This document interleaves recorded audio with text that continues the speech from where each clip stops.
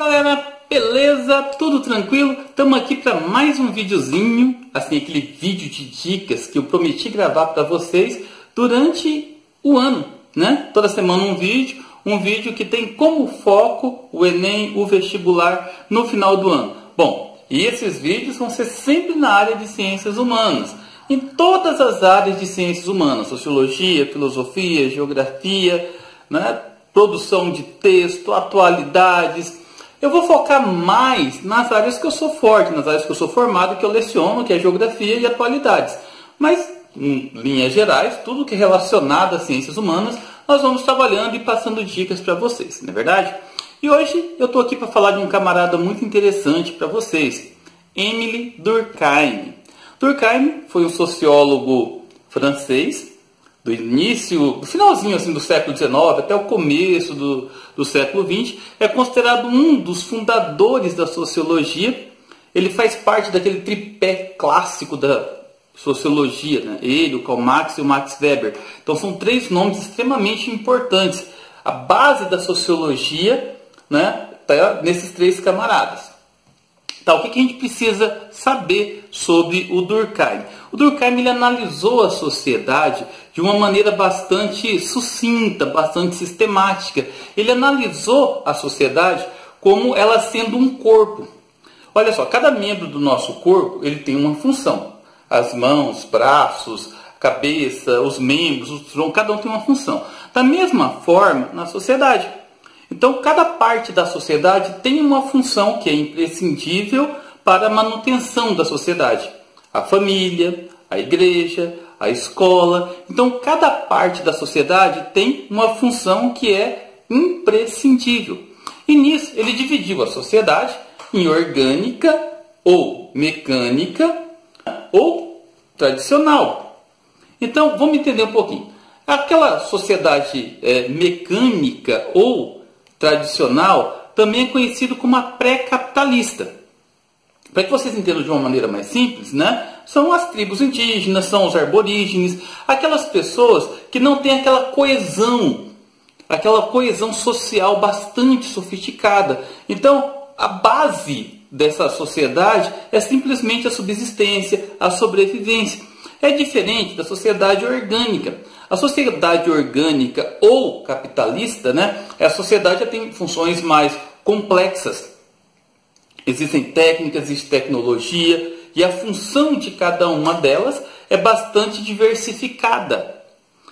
O Durkheim ele também analisa a sociedade de acordo com o fato social. Então, o fato social é aquilo que define uma sociedade como sendo viável ou não.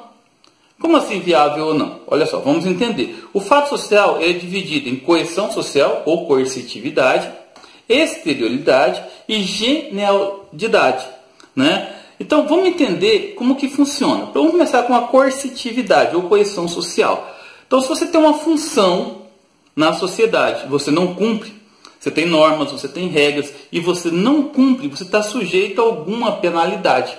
Essa penalidade, essa sanção é entendida pelo Durkheim, né, como a coercitividade.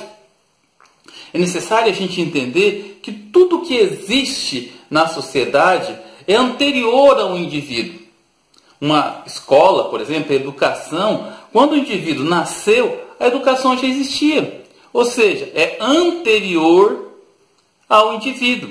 Isso é algo exterior, é a exterioridade. E todos sabem, né, que a educação é um consenso comum que a educação é necessária. Estou dando um exemplo de educação, mas você pode trazer para qualquer fato social, né?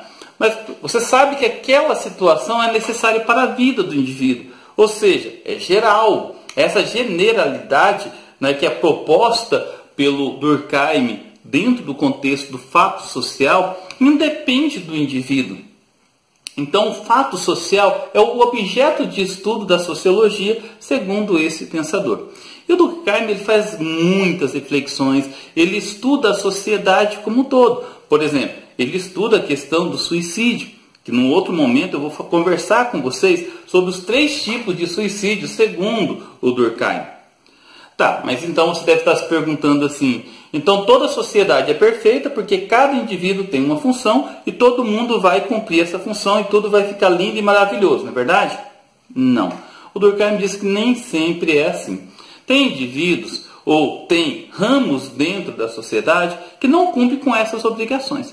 E quando isso acontece, a sociedade fica numa situação de anomia. Então, por exemplo, pegar a questão da crise econômica brasileira.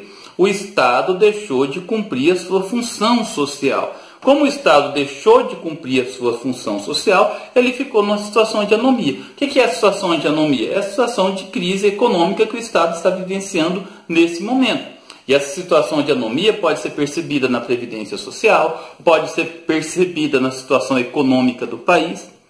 Então, caso caia alguma questão do Enem relacionando atualidades, a crise econômica brasileira com pensadores sociais como Durkheim, essa situação que o nosso país está passando hoje é uma situação de anomia.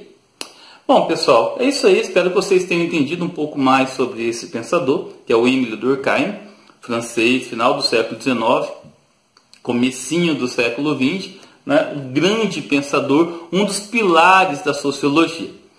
Espero ter ajudado vocês. Valeu? Fiquem com Deus e até a próxima.